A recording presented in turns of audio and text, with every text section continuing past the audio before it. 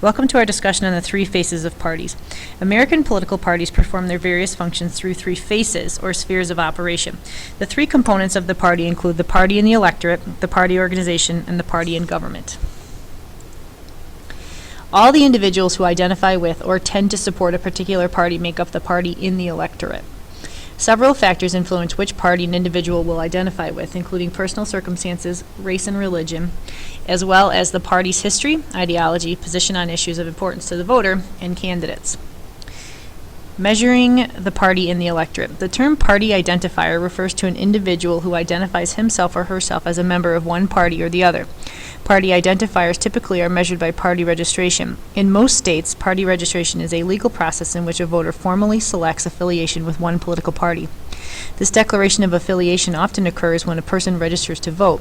The prospective voter selects his or her party identification by filling out a voter registration form or party declaration form. Depending on the state, a voter may select the Democratic or Republican Party, a variety of third parties, or no party. When a voter does not select a party, he or she is technically an unaffiliated voter, but often analysts refer to such a voter as an independent. Although we commonly speak in terms of which groups affiliate with and belong to each of the political parties, those are just generalizations, with many exceptions. In general, each political party counts specific demographic groups as part of its base of support. A party will often draw party activists and leaders from the ranks of this block of individuals whose support can be counted on. Although whites, men, and people with some college education are naturally found in both parties, they are more likely to be Republicans. For the Democrats, key voting blocs include African Americans, ethnic minorities, women, and people with no college education. Individuals with college education or more are evenly divided between the two parties. Social class also plays a role in party preference. The working class is largely Democratic.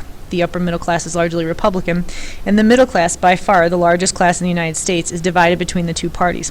But the best predictor of a person's party identification is his or her ideology. People who identify themselves as conservative are much more likely to be Republicans. People who identify themselves as liberal are much more likely to be Democrats.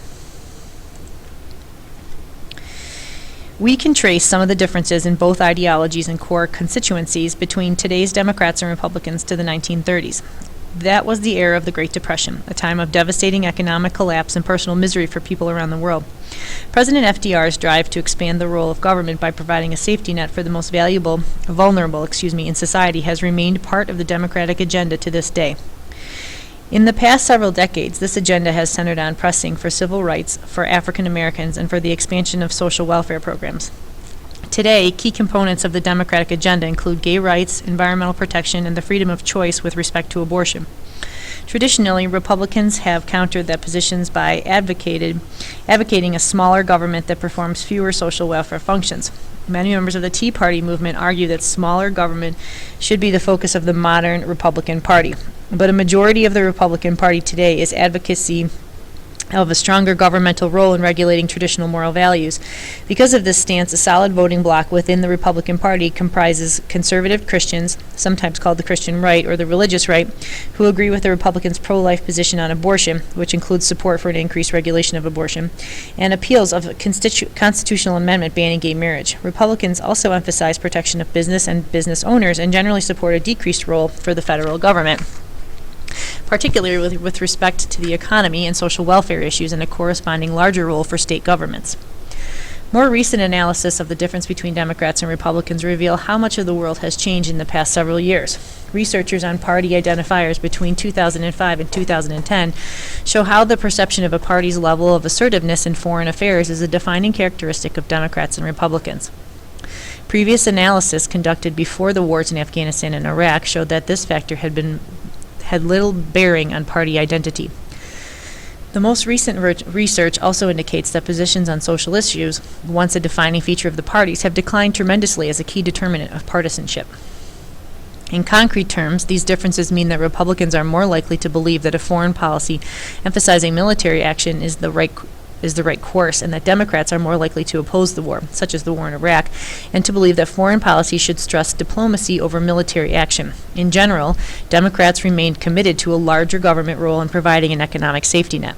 It is not surprising that the base constituencies of the parties are drawn from the groups that each party's platform emphasizes. The base of the Democratic Party predominantly includes women, the majority of whom since 1980 have voted for the Democratic presidential nominee. Since FDR's New Deal social welfare policy during the 1930s, African Americans have been an important voting bloc within the Democratic Party, although they have faced struggles and strife in asserting and securing their rights, particularly during the Civil Rights Movement in the 1960s. Other ethnic minorities, including Latinos and Asian Americans, also tend to support the Democratic Party, as we described in our earlier chapter, as do many working-class voters. The base of the Republican Party prominently includes many small business owners and citizens who identify themselves as being very religious and upper middle class. Tip O'Neill, Democrat from Massachusetts, Speaker of the House of Representatives from 1977 until 1987, is often quoted as saying, "All politics is local." In no case is that statement truer than it is for American political parties. Party organization refers to the formal party apparatus, including committees, headquarters, conventions, party leaders, staff, and volunteer workers. In the United States, the party organization is most visible at the local level, yet county and local parties tend to be loosely organized, centered predominantly on elections, and may be dormant when election season passes. Except during presidential elections, state and local political parties typically function quite separately from the national party. Although the number of individuals who actually participate in the party organization is quite small when compared with the party and the electorate. On the local level, political parties offer one of the most accessible means for individuals to participate in politics. But with respect to political power, county and local parties are the most important components of party organization. Theoretically, political parties' organization resembles a pyramid, with a broad base of support at the bottom and power flowing up to a smaller group at the state level and then to an even smaller, more exclusive group at the national level. In reality, the national committees of both major U.S. political parties exist separately from the subcommittees of the state and local parties, as seen in this figure, and real political power can usually be found at the local or county party level, as well as we will see in the following discussion. Every 4 years, political party activists meet at a national convention to determine the party's nominees for the presidency. Here, the delegates also adopt rules and develop a party platform that describes the party's policy priorities and position on issues. The national party committees, the Democratic National Committee, or the DNC, and the Republican National Committee, or RNC, are the national party organizations charged with conducting the conventions and overseeing the operation of the national party during the interim between conventions.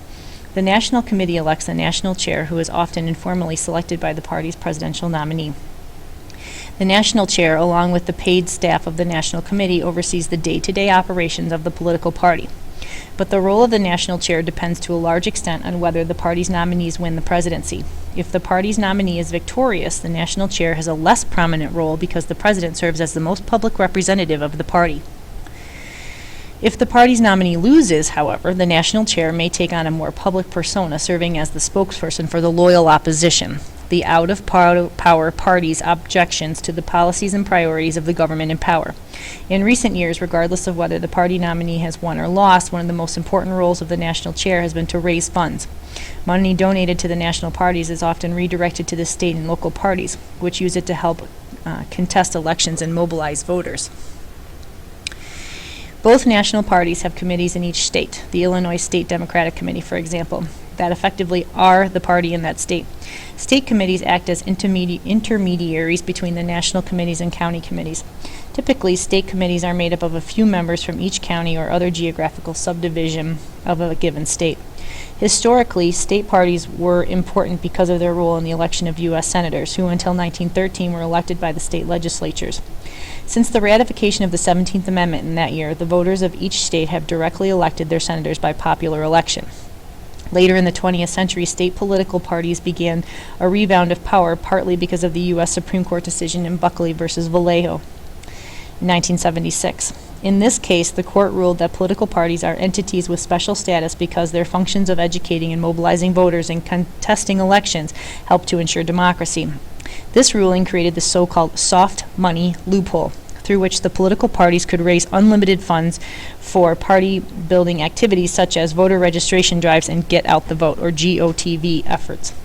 Although contributions to specific candidates were limited, the court's decision strengthened the influence of the state parties, which the national parties often relied upon to coordinate these efforts. The Bipartisan Campaign Reform Act of 2002, otherwise known as the McCain-Feingold Act, eliminated the soft money loophole, but until the time, state parties were strengthened by their ability to channel those contributions to political parties.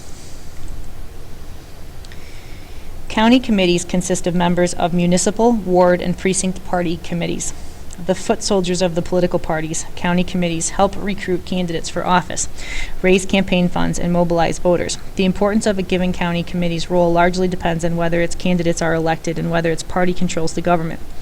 Party success tends to promote competition for candidate slots and for seats on the county committee. In most major cities, ward committees and precinct committees dominate party politics. Because city council members are often elected to represent a ward, ward committees are a powerful force in city politics, providing the grassroots organization that turns voters out in city elections. Precinct committees, a precinct is usually a subdivision of a ward, also will help elect city council members.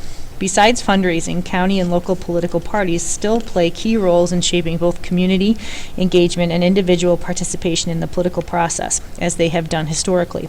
During election season, in most places from the end of August through the first week in November, county and local parties recruit and rely on volunteers to perform a host of functions, including answering phones in party headquarters, registering voters, coordinating mailings, doing advance work for candidates, compiling lists for get out the vote efforts, supervising door knocking campaigns, and staffing phone banks to remind voters to vote on election day. This is the end of part one of two parts of this video.